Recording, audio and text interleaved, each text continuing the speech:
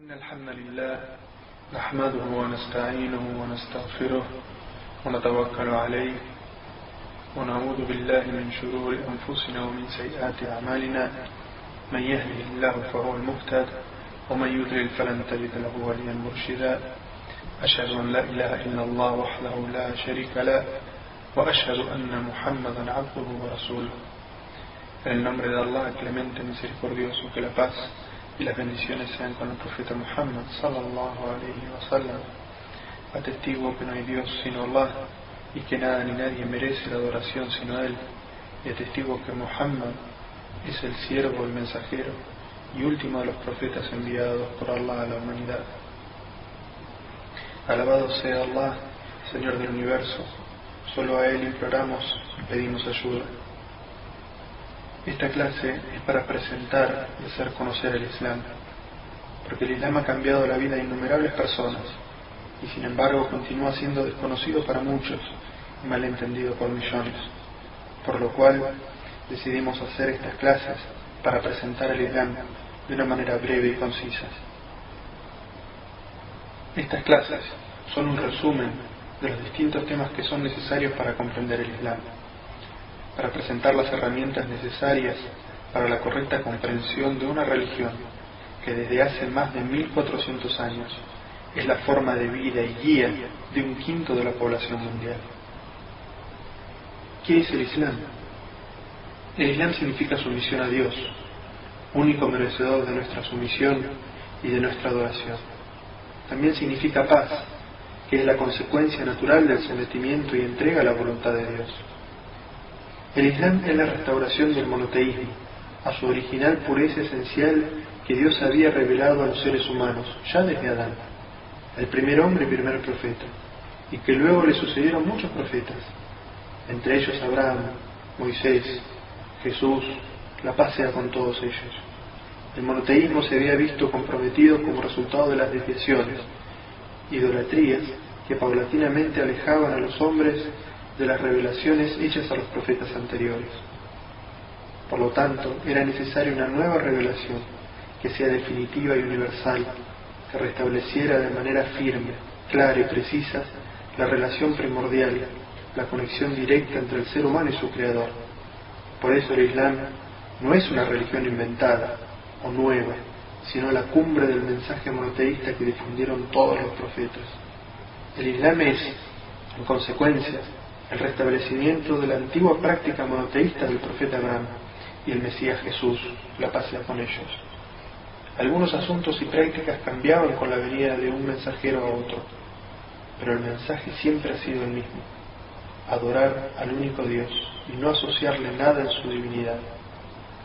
Pues la ilaha illallah, no hay más divinidad que Allah. Así todos los profetas, desde Adán a Muhammad, todos los creyentes, todos los niños, e incluso los animales, las plantas y todo ser vivo es musulmán, que quiere decir literalmente sumiso a Dios, o sometido a la ley natural que Él ha creado. El Islam es la religión basada en la adoración a un Dios único, sin asociados. Es un mensaje universal. El Islam no está dirigido a una cultura en especial, sino que es un estilo de vida revelado. No es una corriente de pensamiento, ni surge de la voluntad humana, sino que es la culminación de un ciclo de profetas que comenzó con Adán y culminó con Muhammad, la paz sea con todos ellos. El Islam es un sistema de vida integral, a través del cual Dios ha legislado acerca de todos los aspectos de la existencia humana, psicológicos, familiares, comunitarios, de gobierno, de relaciones entre los pueblos, con el objetivo de que la humanidad sea consciente de la existencia de un único creador y sustentador del universo, y así puedan los pueblos vivir en desarrollo y paz. Las fuentes de la legislación islámica están intactas desde hace 1400 años y son practicadas a diario por millones de creyentes alrededor del mundo. El Islam, insistimos, no es una religión nueva, sino la misma verdad que Dios ha revelado a través de todos sus profetas a cada pueblo, para una quinta parte de la población mundial. El Islam es a la vez una religión y una forma completa de vida. Los musulmanes siguen una religión de paz, misericordia y perdón, y son completamente ajenos a los gravísimos acontecimientos que se han venido asociando recientemente con su fe. El Islam es un mensaje universal. Este mensaje no puede reducirse al estrecho marco de una cultura, ya sea la árabe, la griega, la romana, la china o la persa. Si fuese así, el mensaje divino quedaría reducido a una cultura o a una determinada etnia y perdería su carácter de universalidad y trascendencia, quedando reducido a una mera corriente filosófica o pensamiento para devenir en una ideología más. El mensaje del Islam es universal y va dirigido a toda la humanidad, sin distinción de razas, culturas o idiomas. El idioma árabe solo sirve de nexo entre los musulmanes, por haberse manifestado la revelación del Corán en esa lengua, tan precisa, tan evidente y clara, y haberse transmitido el mensaje revelado en ese idioma, ya que las traducciones muchas veces conducen a malas interpretaciones. El Islam y su profeta fueron enviados como una misericordia para todos los pueblos. Dice en el Corán: y te hemos enviado como misericordia para los mundos. Los mensajeros anteriores a Muhammad fueron enviados a un pueblo en particular. Los mensajeros anteriores a Muhammad fueron enviados a un pueblo en particular. Pero el Islam es una religión universal, es decir, que su doctrina no hace acepción de personas, sino que su profeta trajo un mensaje para todos los seres humanos. En la actualidad se conserva tal cual como fue revelado en el Corán, que permanece en su forma original y guiará a la gente hasta el día del juicio final. Existen mitos cerrados sobre el Islam. Muchas veces se lo cataloga como una religión que solo pertenece a los pueblos árabes, pero no es así. La mayor cantidad de musulmanes se encuentra en la parte sur de Asia y se extiende por todo el mundo. Cada país cuenta con una minoría musulmana. El Islam ha demostrado no solo ser una de las religiones más difundidas, sino la más dinámica, y que atrae a un gran número de personas que se convierten año tras año. ¿Quién es Allah? Allah significa Dios en idioma árabe. En realidad, se prefiere el uso de este término porque no puede ser modificado, es decir, no tiene género masculino ni femenino, ni puede pasarse del singular al plural. Es una palabra única, es el nombre de Dios. El vocablo Allah hace alusión al Dios único y verdadero, sublime creador y sustentador del universo. No existe nada ni nadie como Él. Él es Dios. Tiene bellos nombres y sublimes atributos divinos que le son propios. Por ejemplo, al realizar las oraciones o al invocarle, nos referimos a Él como el Todopoderoso, el Misericordioso, el Perdonador, el Absoluto, el Señor del Universo, el Santo, el que todo lo sabe y el que todo lo ve. No tiene hijos ni asociados, no engendró ni fue engendrado. Él es el primero y es el último y es incomparable. No hay nada que suceda sin que Él lo sepa. Posee las llaves del oculto. Por todo esto debemos rendirle culto sincero a Dios y no rendir culto a seres creados, porque eso es idolatría. Quien muere cometiendo idolatría ha sellado su destino final en la próxima vida. El Islam indica la fe en un solo Dios, lo cual hace que el hombre conozca el significado del universo y asimismo su propio lugar en él. Libera al hombre de todos los miedos y supersticiones, haciéndolo consciente de la omnipresencia del conocimiento de Dios, su Señor Todopoderoso, y de sus obligaciones para con Él. Esta fe debe reflejarse y transmitirse en acciones efectivas. La mera fe por sí misma no basta para el Islam. Para creer en un solo Dios, único, se necesita contemplar a toda la humanidad como una sola familia, que existe bajo la benevolencia universal de Dios, el Creador y sostén común de todo y de todos. El Islam rechaza la idea de una raza elegida, haciendo de la fe en el Dios único y en las buenas acciones la única llave para entrar al paraíso, estableciendo así una relación directa con Dios, que se ofrece a todo el mundo sin distinción alguna y sin necesidad de ningún intermediario. El concepto de divinidad en el Islam. Cada lengua posee uno o más términos que se usan con referencia a Dios y también a deidades menores. Este no es el caso de la palabra Allah. Allah es el nombre propio del único Dios. Nadie más puede ser llamado de esta forma. Este término no tiene género ni número y demuestra su singularidad cuando se lo compara con la palabra Dios, la cual puede ser plural al decir dioses o femenina al decir diosas. Es interesante que la palabra Allah sea el nombre propio de Dios en la lengua árabe y también lo sea en arameo, el idioma que hablaba Jesús. Para el musulmán, Dios es el Todopoderoso, creador y sustentador del universo. No tiene semejante y nada se compara con él. Los contemporáneos del profeta Muhammad sallallahu alayhi wa sallam le preguntaron acerca de Dios. La respuesta fue revelada por el mismo Dios en un breve capítulo del Corán, que es considerado como la esencia del monoteísmo. Di, Él es Allah, la única divinidad. Allah es el absoluto, de quien todos necesitan, y Él no necesita de nadie. No engendró ni fue engendrado. No hay nada ni nadie que se asemeje a Él. Algunas personas que no son musulmanas alegan que el Dios del Islam es rígido y cruel, que demanda ser obedecido, que no ama ni es benévolo. Nada más alejado de la realidad. Es suficiente saber que los 114 capítulos del Corán, excepto uno, comienzan con las palabras: en el nombre de Allah, el Clemente, el Misericordioso. El profeta Muhammad sallallahu alayhi wa sallam dijo: Dios es el más benévolo y ama a sus criaturas más que una madre a un hijo. Pero Dios también es justo. En efecto, el atributo de misericordia de Dios está relacionado completamente con su atributo de justicia. Los que sufren toda una vida perseguidos por su fe y los que oprimen y explotan a otros durante toda su vida no pueden recibir el mismo trato de su Señor.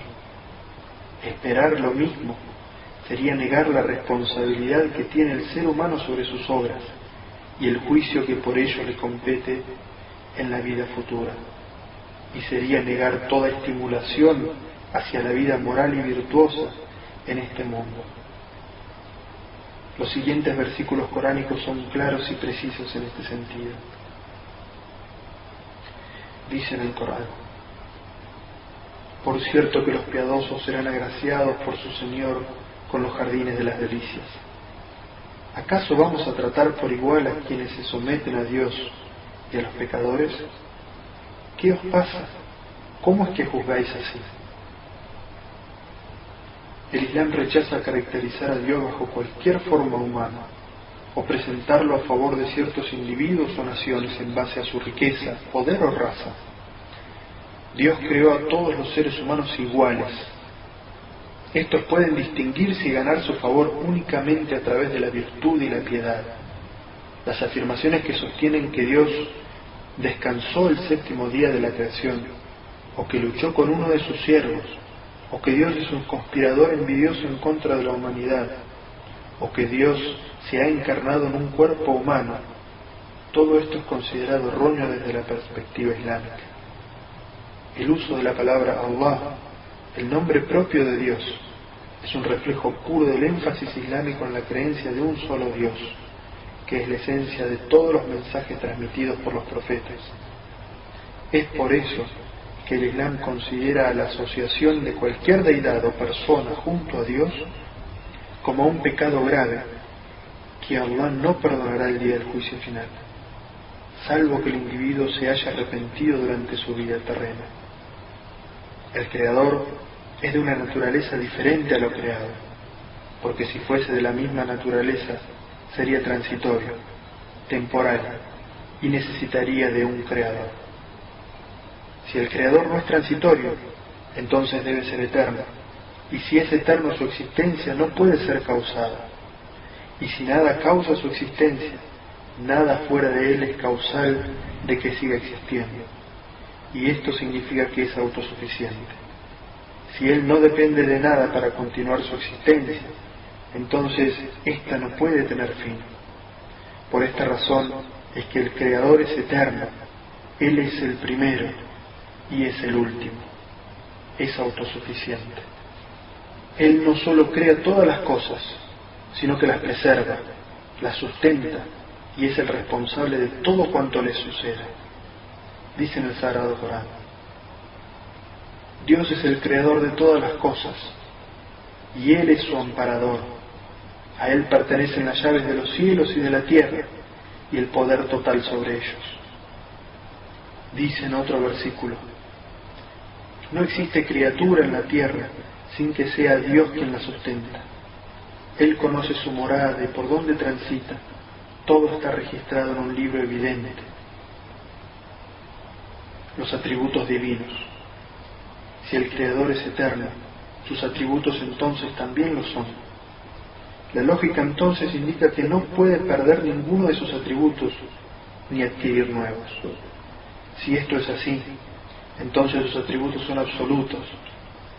¿Puede haber más de un creador con atributos absolutos? ¿Puede haber, por ejemplo, dos creadores absolutamente poderosos? Si pensamos esto por un momento, veremos que no es posible. El Corán resume este argumento en los siguientes versículos. Dios no ha tenido un hijo, ni existe otra divinidad salvo Él. Si así fuera, cada divinidad acapararía su propia creación, y entonces pretenderían predominar unas sobre otras. Dice en otro versículo: si hubiese habido en los cielos y en la tierra otras divinidades aparte de Dios, estos se habrían destruido. El Corán nos recuerda la falsedad de los alegatos de aquellos que afirman la existencia de distintos dioses.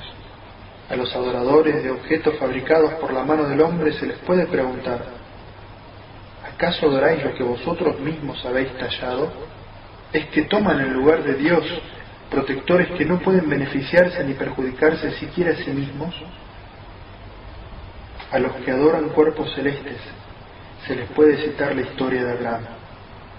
Dice este versículo del Sagrado Corán: y al llegar la noche vio una estrella, y con el fin de hacer que su pueblo reflexionase les dio ejemplos que ellos podrían entender, y les dijo: este es mi Señor.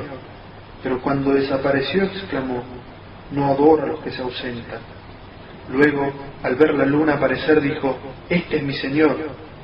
Pero cuando desapareció exclamó: si no me guía mi Señor, me encontraré entre los extraviados.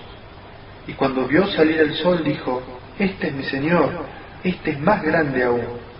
Pero cuando desapareció exclamó: oh pueblo mío, soy inocente de lo que le asociáis, me consagro a quien creó los cielos y la tierra, soy monoteísta y no de los que le asocian copartícipes. El concepto de monoteísmo en el Islam. Ser musulmán significa sumiso a Dios y creer en la unicidad de Dios, que Él es el único creador, preservador, sustentador. Esta creencia, llamada el monoteísmo en el señorío y dominio, de por sí no es suficiente para ser creyente. Los idólatras contemporáneos del profeta, sallallahu alaihi wasallam, sabían y creían que solo Dios podía hacer todo esto, y sin embargo, eso no los hacía musulmanes. El monoteísmo del señorío y el dominio se ve complementado por el monoteísmo en la adoración, es decir, que solo Dios tiene el derecho legítimo a ser adorado. Dice en el Sagrado Corán: oh gente del libro, no os extralimitéis en vuestra religión, no digáis acerca de Dios sino la verdad. Ciertamente el Mesías, Jesús, hijo de María, es el mensajero de Dios y su palabra, que depositó en María, y un espíritu que proviene de Él. Creed, pues, en Dios y en sus mensajeros. No digáis que es una Trinidad. Desistid, pues es lo mejor para vosotros. Por cierto que Dios es la única divinidad, glorificado sea. Es inadmisible que tenga un hijo. A Él pertenece cuanto hay en los cielos y la tierra. Es suficiente Dios como protector. Cuando la fe penetra en el corazón, la persona experimenta un sentimiento de agradecimiento a Dios, que es la esencia de la adoración. El sentido de agradecimiento es tan importante que el que no cree en Dios es llamado kafir, que quiere decir quien niega la verdad, aquel que es desagradecido y también quien es rebelde contra aquel que lo ha creado. El creyente ama y agradece a Dios por la generosidad que Él le ha concedido, consciente que sus buenas obras, físicas o mentales, no pueden ser proporcionales a los favores divinos que ha recibido. El individuo está siempre atento y ansioso porque anhela complacer a su Señor. Este estado mental no puede ser adquirido sin estar consciente de Dios en todo momento. El recuerdo permanente de Dios es la fuerza vital de la fe.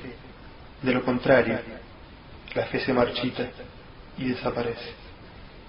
El Corán trata de desarrollar este sentido de agradecimiento en el corazón del ser humano repitiendo frecuentemente los atributos de Dios. Los musulmanes leen y aprenden su contenido para que la fe crezca en sus corazones. Encontramos algunos de los sublimes atributos de Dios mencionados en los siguientes versículos del Corán. Él es Dios, no hay otra divinidad salvo Él, conocedor de lo oculto y de lo manifiesto. Él es el clemente, el misericordioso. Él es Dios, no hay otra divinidad salvo Él, el soberano, el santísimo, el pacificador, el dispensador de seguridad, el celador, el poderoso. Glorificado sea Dios. Él está por encima de lo que le atribuyen.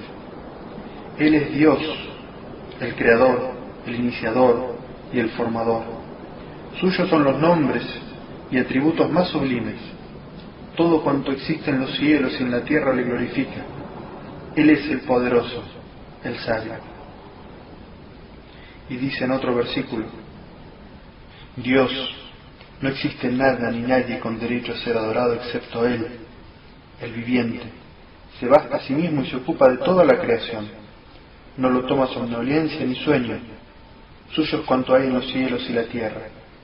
¿Quién podrá interceder ante Él sin su anuencia?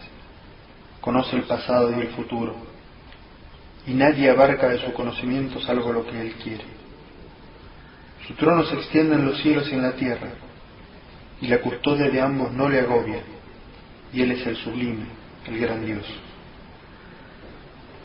¿Quién es Muhammad? Muhammad, sallallahu alayhi wa sallam, la paz sea con él, conocido en Occidente como Mahoma. Nació en la Meca en el año 571. Su padre murió poco antes que él naciera, y su madre Amina lo entregó al cuidado de una nodriza llamada Halima, para que lo amamantara y creciera con los aires puros del desierto. Después de la muerte de su madre, fue criado por su abuelo, y luego por su tío Abu Talib, de la respetada tribu de los Quraysh. Durante su juventud, el profeta, sallallahu alayhi wa sallam, fue protegido por Dios y alejado del mal comportamiento del paganismo de su pueblo. Cuando creció y fue un hombre maduro, la gente comenzó a admirarlo por sus buenos modales y excelente carácter. Era elocuente en sus palabras, veraz y sincero. Lo apodaban el confiable.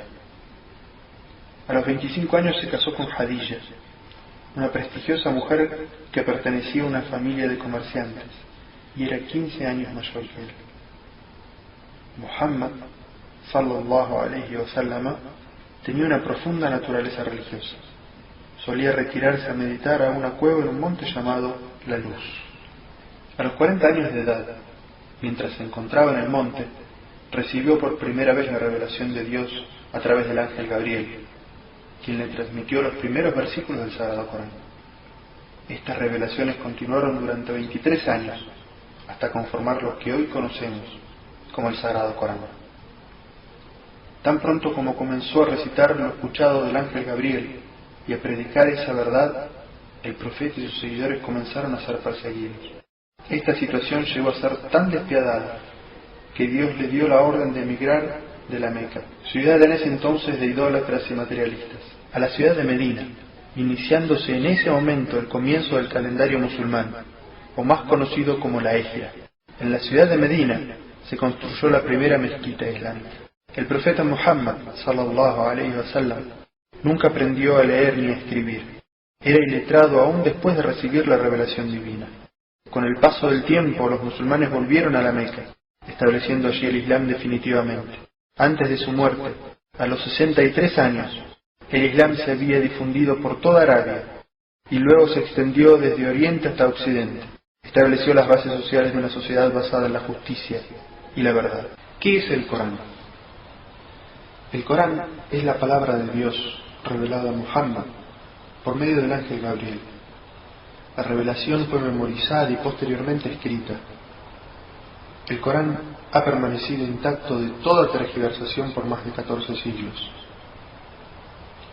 El término Corán procede del árabe al-Qur'an, que significa la lectura o la recitación.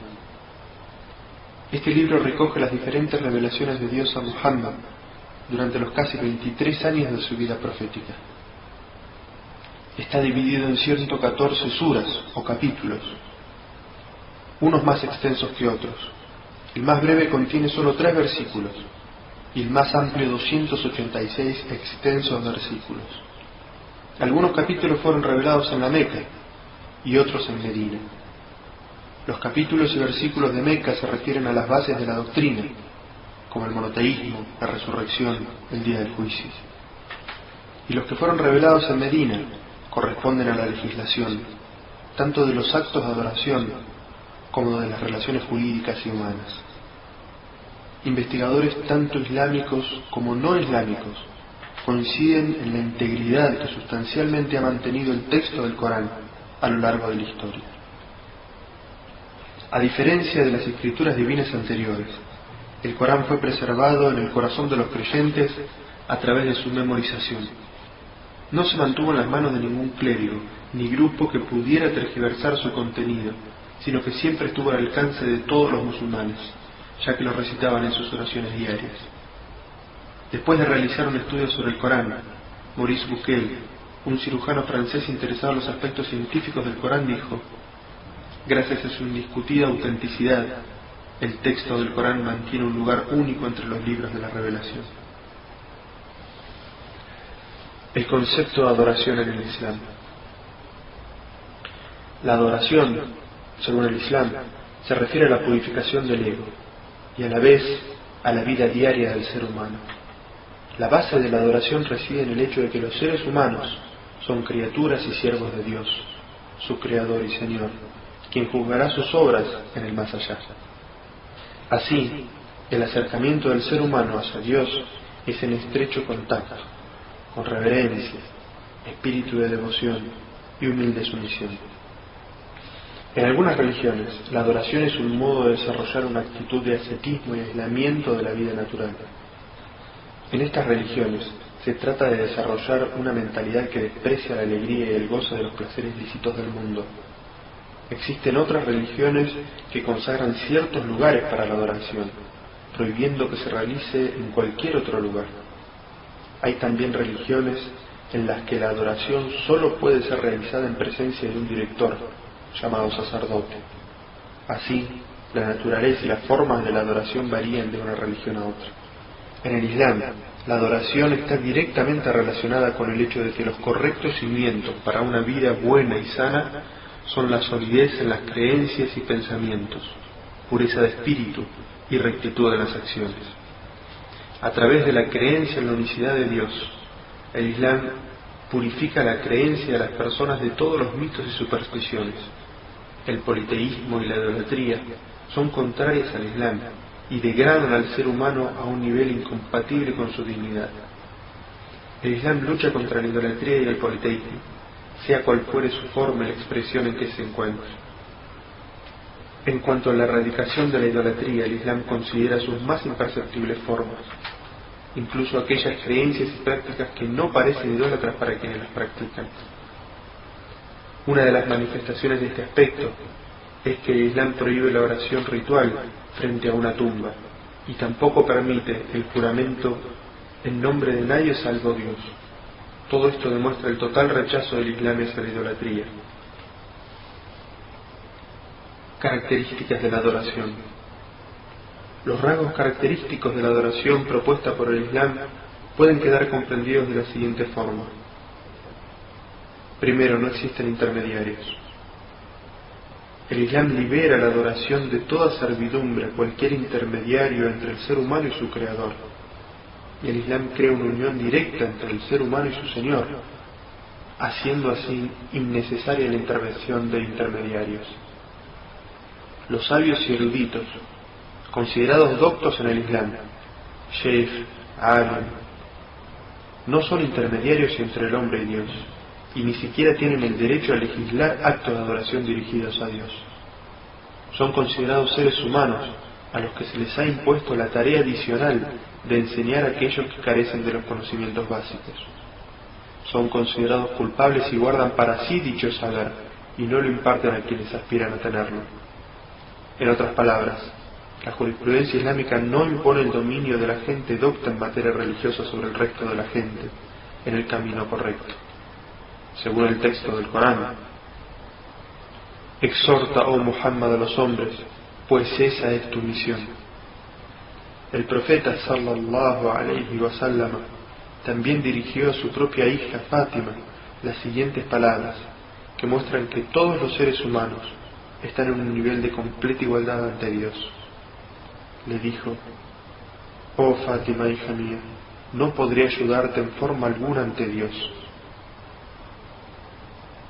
Segundo, no está limitada a lugares específicos.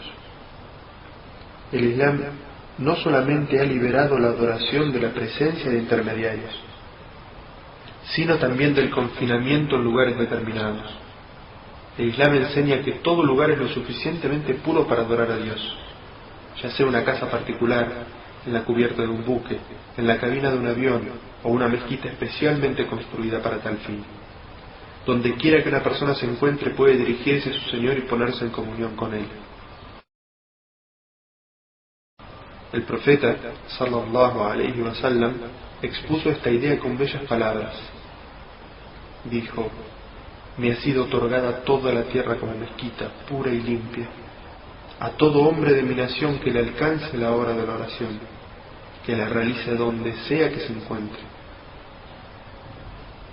Para el Islam, la adoración no queda reducida a oraciones particulares. El Islam considera que cada acto virtuoso que se realiza sinceramente y bajo la perspectiva de materializar los mandatos de Dios y alcanzar su complacencia, representan un acto de adoración por el cual el ser humano será recompensado. Tercero, una perspectiva holística. Para el Islam, la adoración no queda reducida a oraciones particulares. El Islam considera que cada acto virtuoso que se realiza sinceramente y bajo la perspectiva de materializar los mandatos de Dios y alcanzar su complacencia, representan un acto de adoración por el cual el ser humano será recompensado. Comer, beber, dormir o divertirse, incluso las actividades que dan placer, incluyendo el placer sexual de las parejas. Todos estos actos se transforman en adoración si se realizan con un móvil sinceramente dirigido a Dios. Estas acciones dan lugar a actos de adoración si la intención que los origina está de acuerdo con la voluntad de Dios. También es un acto de adoración tratar de fortalecer el cuerpo mediante el correcto suministro de alimentos y el descanso adecuado, mediante la ejecución de ciertos ejercicios o trabajos, así como el descanso y la distracción que el cuerpo necesita para poder llevar a cabo las responsabilidades que le han sido encomendadas por Dios. De hecho, si se hace todo esto con la intención de agradar a Dios, se pone en práctica el siguiente dicho del profeta Muhammad sallallahu alayhi wa sallam: el creyente fuerte es mejor y más amado por Dios que el creyente débil, pero en ambos hay bien. En resumen, resulta que solo mediante la purificación de los motivos y de las intenciones, los actos de la vida cotidiana se convierten en actos de devoción y adoración. Así, es posible avanzar espiritualmente, aunque se esté disfrutando de los placeres lícitos de la vida mundana. La razón es que durante estos actos el corazón permanece en comunión con Dios mediante la pureza de la intención. Ello nos pondrá en condiciones de permanecer continuamente en un estado de sumisión, obediencia y devoción a Dios, incluso durante el trabajo, siendo esta la verdadera esencia de la adoración. El Islam, a diferencia de otras religiones, no desprecia la satisfacción de los apetitos corporales instintivos. Es más, el Islam no considera en modo alguno que abstenerse de satisfacer estos deseos signifique mayor piedad y virtud que satisfacerlos. El Islam quiere que la persona disfrute de los placeres y de las cosas buenas que la vida proporciona, siempre que no se violen los límites de legitimidad ni los derechos ajenos, ni eche por tierra los buenos principios morales, ni perjudique los intereses generales de la sociedad. El Islam quiere que el corazón del ser humano permanezca en comunión permanente con Dios, así como también desea que las personas observen la vigilancia incesante sobre sus deseos, para su propio beneficio en la vida futura. Dice Dios en el Sagrado Corán: procúrate con lo que Dios te ha agraciado la morada en la otra vida, y no olvides tu deber con este mundo. Las alegrías y los placeres pueden llegar a ser actos de adoración mediante la intención sincera. Se sabe perfectamente que la devoción a Dios no significa necesariamente el abandono de la vida mundana, buscando miseria y pobreza. ¿A qué conduce la buena intención? ¿Le sobreviene al hombre el olvido de Dios a causa del excesivo abandono de sí mismo? El profeta Muhammad sallallahu alaihi wasallam dijo que cuando alguien coloca afectuosamente un bocado de comida en la boca de su esposa para estrechar los vínculos de amor conyugal, es también recompensado por ello, porque se está tratando de alcanzar una vida en común, con amor y afecto, que, como dice el Sagrado Corán, es el propósito de la vida familiar. Dice en el Corán: y entre los signos de Dios está haberos creado cónyuges de entre vosotros mismos, para que encontréis sosiego y os relacionéis con amor y misericordia. Por cierto que en esto hay signos para quienes reflexionan. La finalidad de los ritos de adoración. Las oraciones, así como todas las formas prescriptas de adoración, sirven para distinguir a los creyentes que sinceramente tienen fe y deseos de servir a Dios de aquellos otros que se contentan con palabrerías. La oración es tan importante que el profeta Muhammad sallallahu alaihi wasallam dijo: la oración es el pilar de la religión islámica, y quien quiera que la abandona destruye su religión.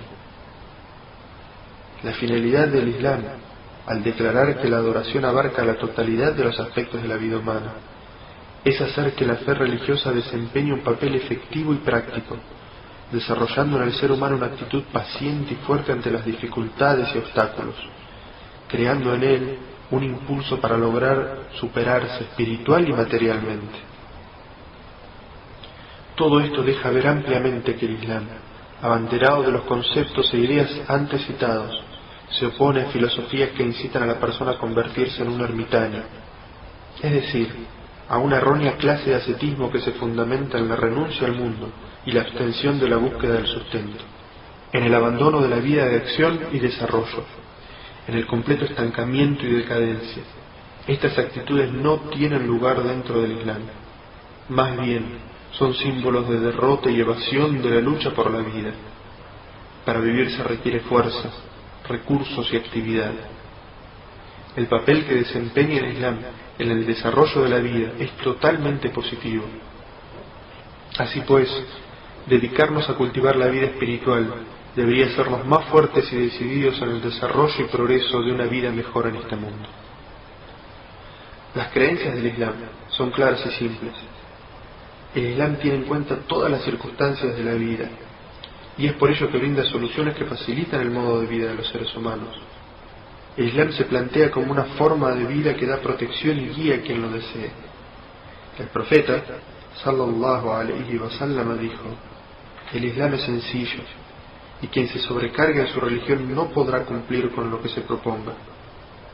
no se fanaticen, pero traten de acercarse a la perfección tanto como puedan.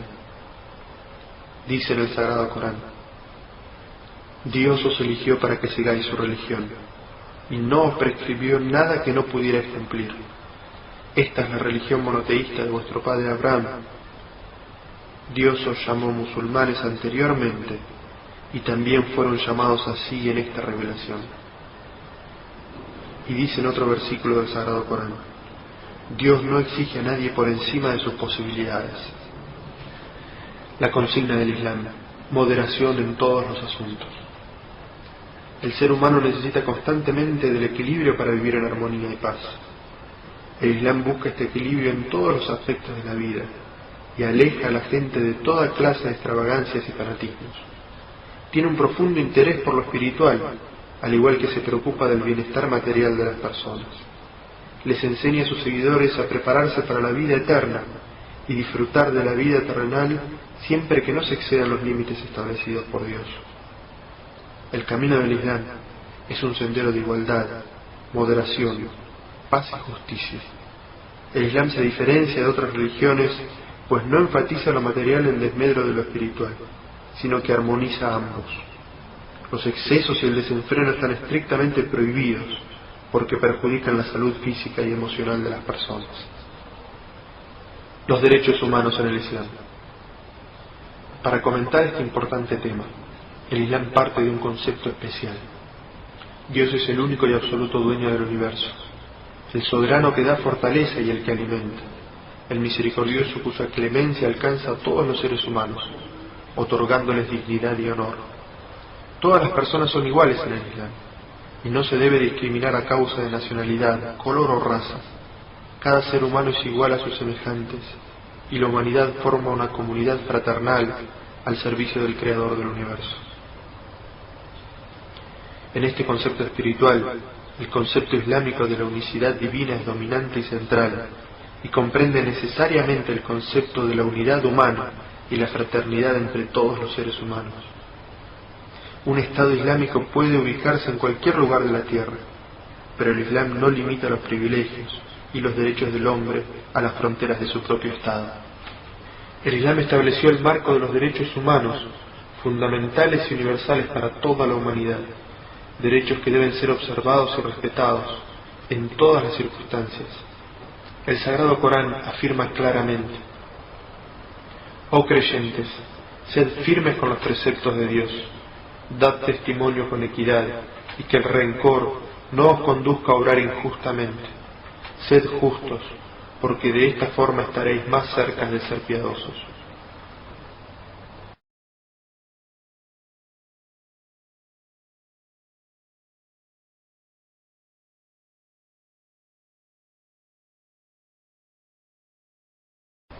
Cuando hablamos de los derechos humanos en el Islam, debemos considerar que estos derechos fueron otorgados por Dios y no por un gobernante o una asamblea legislativa.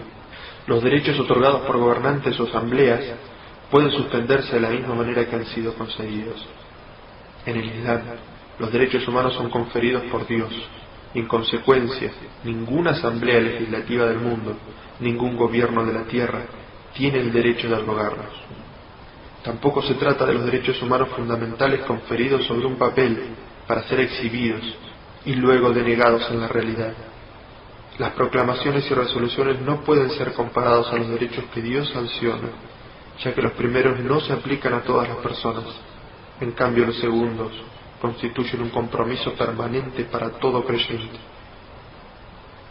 Citaremos algunos textos del Corán y la tradición profética que hace 1400 años mencionaron los derechos humanos garantizados por el Islam. Primero, el derecho a la vida y el respeto a la propiedad. El profeta Muhammad sallallahu alayhi wa sallam declaró en el sermón que pronunció durante la peregrinación: vuestras vidas y vuestros bienes son sagrados. Segundo, la salvaguarda del honor. Dice en el Sagrado Corán: creyentes, no os burléis unos de otros. Dice también: no os difaméis. Dice también: no os pongáis apodos ofensivos. Y dice también: no habléis mal del ausente. Tercero, la inviolabilidad de la privacidad. Dice el Sagrado Corán: no os espiéis. Y dice en otro versículo: no entréis en una casa sin tener el consentimiento de sus habitantes. Cuarto, las libertades individuales. El Islam estipula que ningún ciudadano puede ser encarcelado hasta que su culpabilidad se pruebe ante un tribunal de justicia. Proceder al arresto de un hombre por una simple suposición y encarcelarlo sin haberle dado la posibilidad de defenderse no está admitido en el Islam. Quinto, el derecho de mostrar disconformidad ante la injusticia. Dice el Sagrado Corán: a Dios no le place que habléis con términos impropios en público, pero no seréis reprochados si lo hacéis en respuesta a una opresión. En el Islam, todo poder y toda autoridad pertenecen a Dios, que delega parte de su administración en los seres humanos. El gobernante debe ser extremadamente respetuoso hacia su pueblo. Todo esto fue ratificado por el primer califa en la historia del Islam, quien declaró en su primer discurso: cooperad conmigo si obro bien, obedecedme siempre que obedezca los mandatos de Dios y su profeta, pero no me debéis obediencia alguna si me alejo de este camino. Sexto, la libertad de expresión. El Islam reconoce el derecho a la libertad de pensamiento y expresión de todos sus ciudadanos, y que ésta sea utilizada al servicio de la verdad y la virtud, y no para la difusión de la malicia y la corrupción. El concepto islámico de la libertad de expresión no consiente en ningún momento utilizar un lenguaje ofensivo o injurioso con el pretexto de la libertad de crítica. Séptimo, la libertad de asociación. El Islam reconoce también el derecho a asociarse y formar organizaciones. Este derecho está contemplado dentro de las reglas de la jurisprudencia islámica. Octavo, la libertad de conciencia y convicción. El Corán proclama: no está permitido forzar a nadie a creer. Noveno, la protección de las libertades religiosas. Paralelamente a la libertad de conciencia, el Islam reconoce al individuo su derecho a ser respetado por sus convicciones religiosas y le garantiza que nada atentará contra este derecho. El Corán dice: no está permitido forzar a nadie a creer. Décimo, el derecho de asistencia a las necesidades básicas. El Islam reconoce a los necesitados el derecho a ser ayudados y asistidos.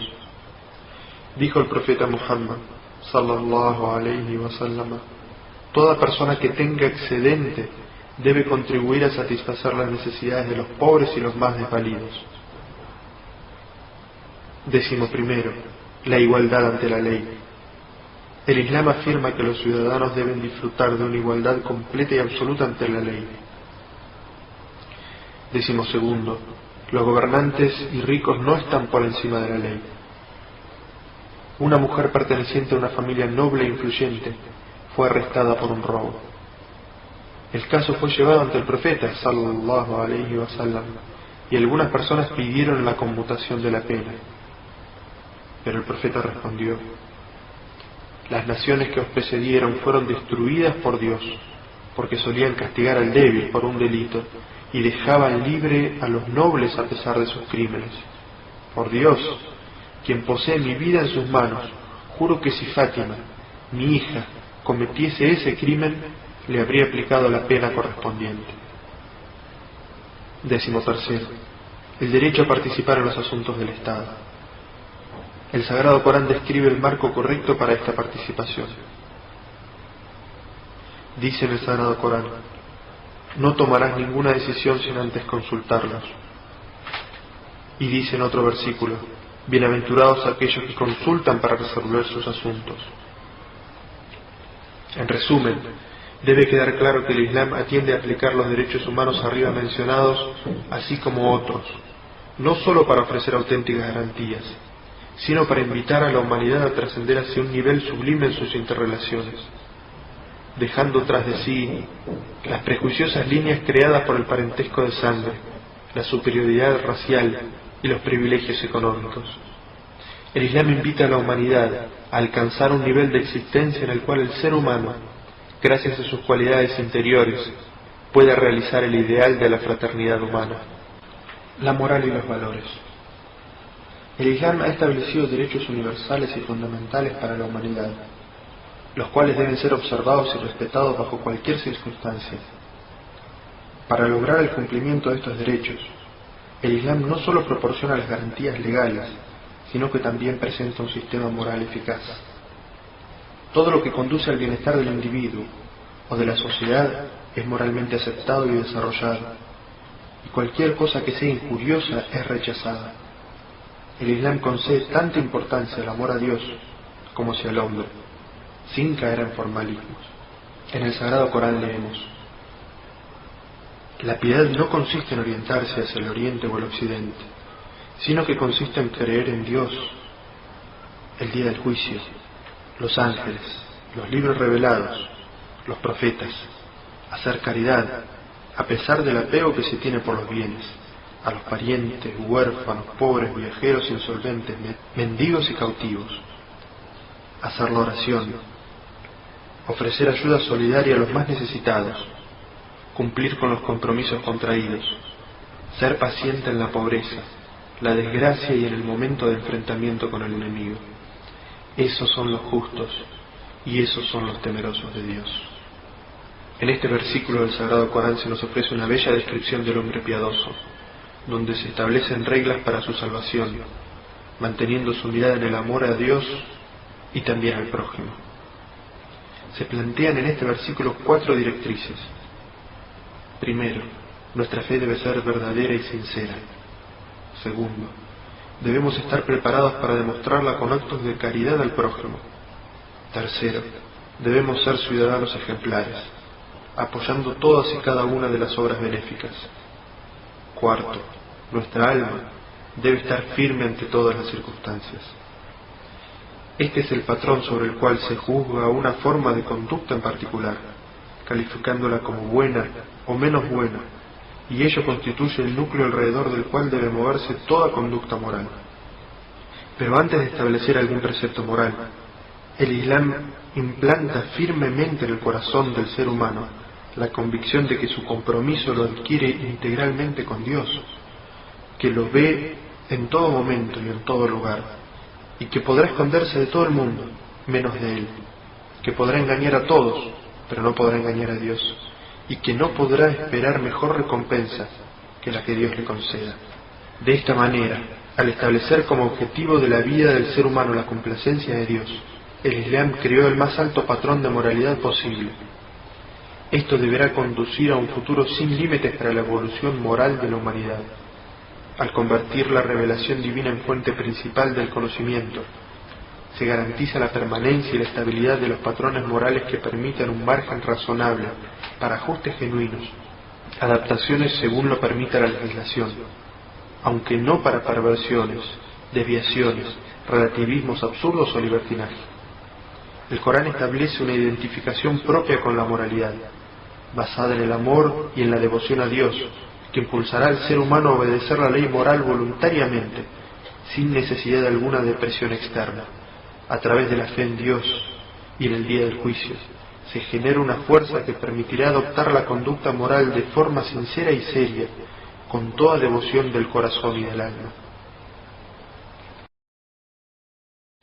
Este sistema no proporciona nuevas virtudes rebuscadas por un falso sentido de originalidad e innovación, ni trata de minimizar la importancia de otras normas morales bien conocidas, como tampoco concede una importancia específica hacia algunas, dejando de lado a otras sin causa justificada. El Islam recoge todas las virtudes morales conocidas y con un sentido de equilibrio y proporción le asigna a cada una de ellas un lugar y una función adecuada en el esquema global de la vida. El Islam ensancha el horizonte de la vida individual y colectiva y de sus actividades en el campo político, económico, legal, formativo y social. Abarca toda la vida del ser humano, desde el hogar hasta la sociedad, desde las actividades hogareñas hasta las conferencias internacionales. En resumen, no existe ninguna esfera de la vida que quede exenta de este aporte universal y global de los principios morales del Islam. Esta religión convierte a la moralidad en la cuestión más importante y asegura de esta manera que todos los aspectos de la vida estén regulados por normas de moralidad, en lugar de estar dominados por deseos egoístas e intereses mezquinos. El Islam estipula para el ser humano un sistema de vida basado en la bondad, invoca a la humanidad a practicar la virtud y establecerla para erradicar el vicio, buscar el bien y rechazar el mal. El Islam desea que prevalezca el veredicto de la conciencia y la virtud. Los que responden a este llamado quedan agrupados en una sola comunidad y se les da el nombre de musulmanes. Y el objetivo singular en el que se basa la formación de esta comunidad es llevar a cabo un esfuerzo organizado para establecer y practicar la bondad, así como para suprimir y erradicar el mal. A continuación mencionaré algunas de las enseñanzas morales básicas para diversos aspectos de la vida del musulmán.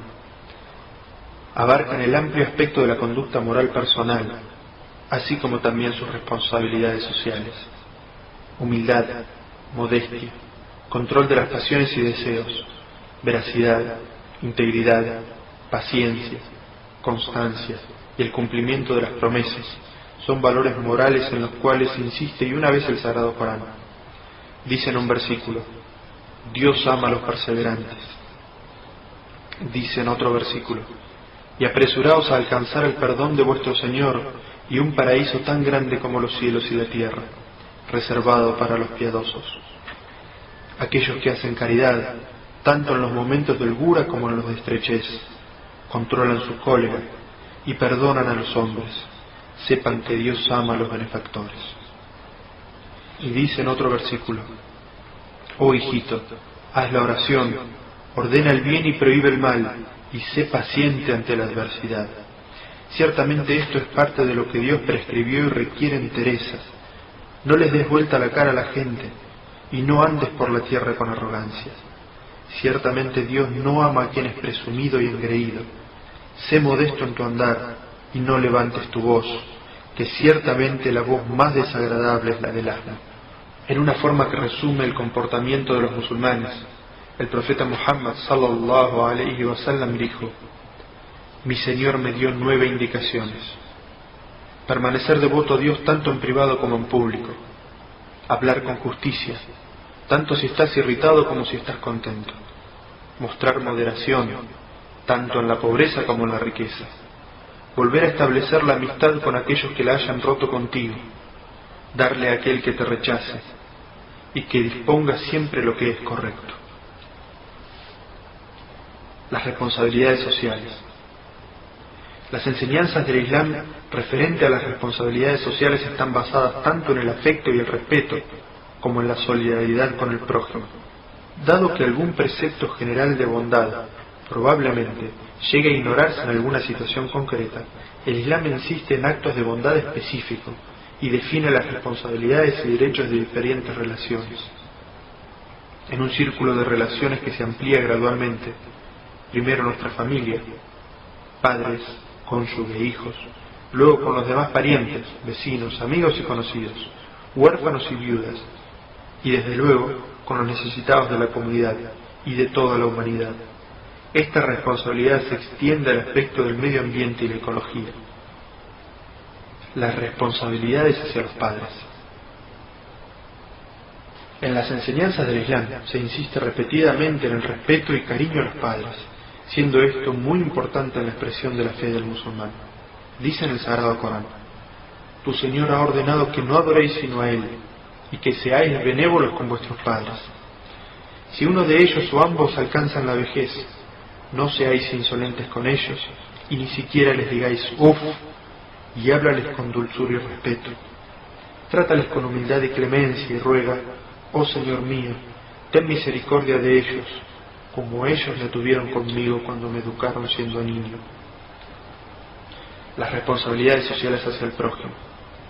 El profeta sallallahu alayhi wa sallam dijo: no es creyente aquel que come hasta saciarse cuando su prójimo tiene hambre. Y dijo: no es creyente aquel cuyo prójimo no esté a salvo del perjuicio que pueda causarle su mano y su lengua. De hecho, de acuerdo con el Sagrado Corán y las tradiciones proféticas, el musulmán debe cumplir con su responsabilidad social, no solo con sus padres, parientes y vecinos, sino con toda la humanidad, los animales, el medio ambiente y la ecología. Por ejemplo, no está permitido en el Islam cazar pájaros y animales por el mero placer de cazar. De la misma forma, está prohibido cortar árboles y plantas frutales, a menos que exista para ello una necesidad muy urgente. De este modo y basándose en estas características, el Islam crea un sistema moral elevado, gracias al cual la humanidad podrá alcanzar todo su potencial. El Islam purifica el alma del egoísmo individualista, de la tiranía, de la vanidad y de la indisciplina.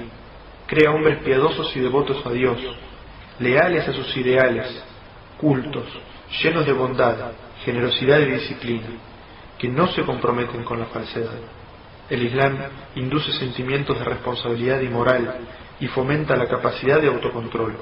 Genera solidaridad, hermandad, misericordia, simpatía, paz, desinterés, ecuanimidad y veracidad escrupulosa respecto a toda la creación y en todas las situaciones. Nutre las nobles cualidades de las que únicamente se puede esperar el bien, participa y coopera en resolver los problemas económicos y políticos de la sociedad. ¿Cómo ha influido en el mundo la expansión del Islam? Entre las razones para la rápida y pacífica expansión del Islam hay que destacar la sencillez de su doctrina. El Islam proclama la fe de un solo Dios, digno de adoración. También insta repetidamente al hombre para que utilice sus dones de inteligencia y observación. En pocos años, grandes civilizaciones y universidades florecieron, pues según el profeta Muhammad sallallahu alaihi wasallam, la búsqueda del conocimiento es una obligación para cada musulmán. La síntesis de las ideas del Occidente y el Oriente, y del nuevo pensamiento con el antiguo, trajo grandes avances en medicina, matemática, física, astronomía, geografía, arquitectura, arte, literatura e historia. Muchos sistemas de importancia decisiva como el álgebra, la numeración arábiga y el concepto del cero, vital para el progreso de las matemáticas, fueron transmitidos a Europa medieval a través del Islam. Se desarrollaron asimismo instrumentos tan sofisticados como el astrolabio, la brújula y buenos mapas de navegación, que hicieron posible los viajes intercontinentales. No existe y nunca existió un conflicto entre la ciencia y el Islam, por la simple razón de que no hay conflicto entre la naturaleza humana y el Islam. Sus enseñanzas ponen un énfasis positivo en todas las manifestaciones de la vida del cuerpo, de la mente, del organismo social, para así proveer el más fuerte estímulo posible en la lucha del hombre por alcanzar la verdad y la felicidad en su vida. Los musulmanes en el mundo. Los musulmanes son en la actualidad más de 1.500 millones, esparcidos en una vasta parte del planeta, de distintas razas, culturas y nacionalidades, unidos por una única fe, la fe del Islam. Desde el sur de Filipinas hasta Nigeria, el 25% de los musulmanes habita en Pakistán y la India, el 20% al sur del Sahara, el 15% en el sudeste asiático, aproximadamente el 15% viven en el mundo árabe, el 10% en Rusia y China, el 10% en Turquía, Irán y Afganistán. El país con mayor población musulmana del mundo es Indonesia, con 200 millones de musulmanes. Además, existe un 5% en Europa, norte y sur de América y Australia. Las minorías más numerosas se encuentran en Rusia, la India y África Central. Hay 8 millones de musulmanes en los Estados Unidos. Se calcula en promedio que de cada 5 personas en el mundo una es musulmana, por lo que no nos debe parecer una religión ajena o extraña o fuera de nuestro entorno. Conclusión final. Esperamos que esta lectura haya aumentado su conocimiento sobre el Islam. Es necesario observar el Islam desde una óptica abierta y objetiva, lejos de todo prejuicio y desconfianza. Quiera Dios aceptar este humilde trabajo como un intento por hacer llegar a los hispanoparlantes el mensaje del Islam, desde sus más auténticas fuentes y por sus propias palabras.